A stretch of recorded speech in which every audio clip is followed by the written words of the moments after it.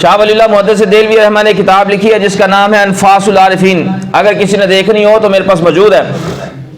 اس میں فرماتے میرے ابا جی شاہ عبد الرحیم علیہ رحمہ مرزا محمد زاہد کے مدرسے سے نکلے تو راستے میں شیخ سعدی شرازی رحمہ کا شعر پڑھ رہے تھے۔ فرماتے پڑھتے پڑھتے شعر بھول گیا۔ یہ بات یاد رکھیں، شیخ سعدی شرازی رحمہ 5ویں صدی کے بزرگ ہیں، شاہ عبد الرحیم علیہ رحمہ یہ 11ویں صدی کے بزرگ ہیں۔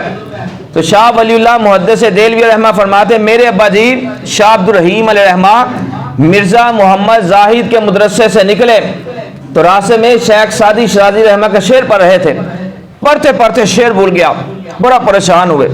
ہم بھی جب سفر پہ جاتے ہیں، سائیکل میں جاتے ہیں، موٹر سائیکل پہ جاتے ہیں تو کبھی کوئی نعت پڑھ لیتا ہے، کبھی کوئی حدیث پڑھ لیتا ہے، کبھی کوئی کچھ پڑھ لیتا ہے۔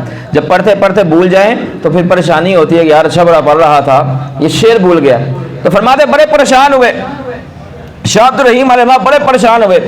تو فرماتے اتنے میں ایک خوبصورت نورانی چہرے والے بزرگ آئے اور فرمایا شاہ عبد الرحیم اس کا چوتھا مصرع یہ ہے، علم کے رائے حق ننمایت جہالت است، کہ جو علم حق کا راستہ نہیں بتاتا وہ علم نہیں وہ جہالت ہے۔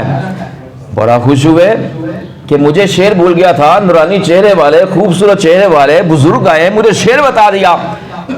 تو کیا ہوا، وہ جتنی وہ وائڈ سڑک ہے نا ان بزرگوں نے وہاں سے چھلانگ لگائی، ایسے وہاں پر پل بنا ہوا تھا، پل پر جا کے کھڑے ہو گئے۔